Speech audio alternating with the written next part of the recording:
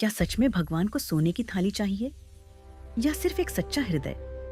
सोचिए, अगर एक दिन स्वयं श्री कृष्ण आपके दरवाजे पर आ जाए और आप उन्हें राजसी भोजन परोसें, फिर भी वे उसे स्वीकार न करें, तो यही वह रहस्य है जिसने हस्तिनापुर को हिला दिया था और भक्ति की परिभाषा बदल दी थी।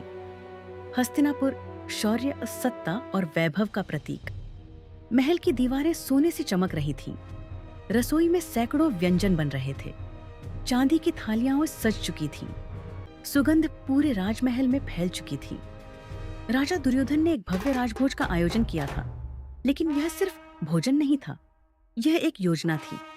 दुर्योधन को विश्वास था कि धन और वैभव से वह कृष्ण को अपने पक्ष में कर सकता है। उसे लगता था, शक्ति शक्ति को आकर्षित करती है। अगर भगवान को जीता जा सकता है, तो वैभव से। निमंत्रण श्री कृष्ण तक पहुंचा। कृष्ण मुस्कुराए और शांत स्वर में बोले, मैं आपका निमंत्रण स्वीकार नहीं कर सकता। महल में सन्नाटा छा गया। दुर्योधन के अहंकार को चोट लगी। उसे लगा, ऐसा कौन है जो मेरे निमंत्रण को ठुकरा दे। उसे समझ नहीं आया कि गलती कहां हुई, और यहीं से कहानी बदल गई।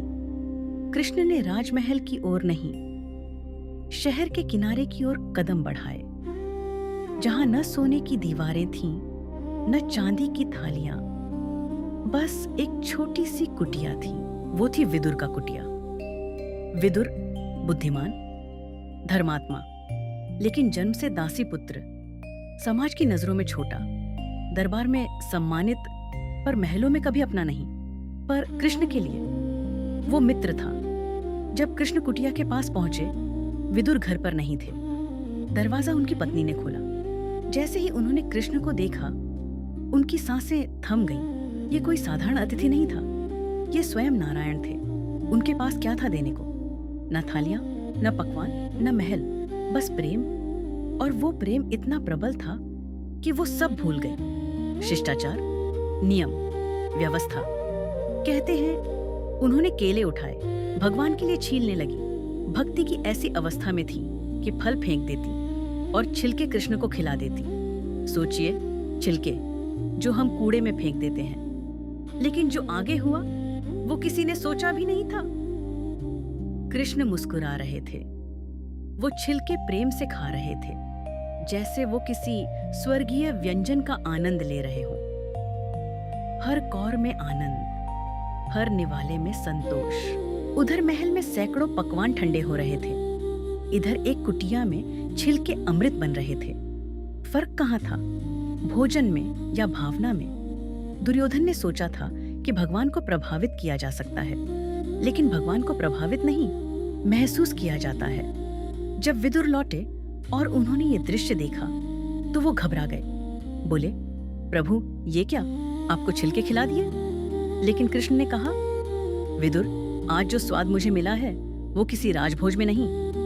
ये शब्द साधारण नहीं थे, ये घोषणा थी।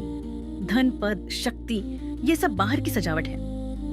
भगवान बाहर नहीं देखते, भीतर देखते हैं, लेकिन असली गहराई अब भी बाकी है। दुर्योधन का अहंकार उसे अंधा कर चुका था।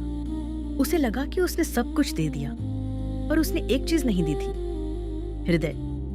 और बिना हृदय के दिया गया हर दान खाली होता है। कभी कभी हम भी दुर्योधन बन जाते हैं। पूजा करते हैं, व्रत रखते हैं, दान देते हैं, लेकिन कहीं ना कहीं उम्मीद रखते हैं कि बदले में कुछ मिलेगा, और जब नहीं मिलता तो शिकायत करते हैं। पर विदुर पत्नी ने क्या मांगा? कुछ नहीं, न प्रसिद्ध, न आशीर्वाद की सूची, न भविष्य की गारंटी, बस प्रेम। और प्रेम में ही परमात्मा बन जाते हैं। उन्होंने बता दिया कि भक्ति जाति से बड़ी है, स्थिति से बड़ी है, समाज की राय से बड़ी है, और सबसे बड़ी बात, भगवान को प्रभावित नहीं किया जा सकता, उन्हें बस प्रेम से बुलाया जा सकता है। आज भी सवाल वही है, हम अपने जीवन में क्या परोस रहे हैं, दिखावा या दिल? क्योंकि अंत में भगवान 56 भोग नहीं, आपकी भावना देखते हैं। तो प्रेम से बोलिए, श्री कृष्ण मुरारी लाल की जय। अगर आपको आज की यह दिव्य कहानी पसंद आई हो, तो कमेंट में लिखिए जय श्री कृष्णा। और ऐसी ही दिव्य कहानियों के लिए चैनल को सब्सक्राइब और शेयर करिए। जय श्री कृष्णा।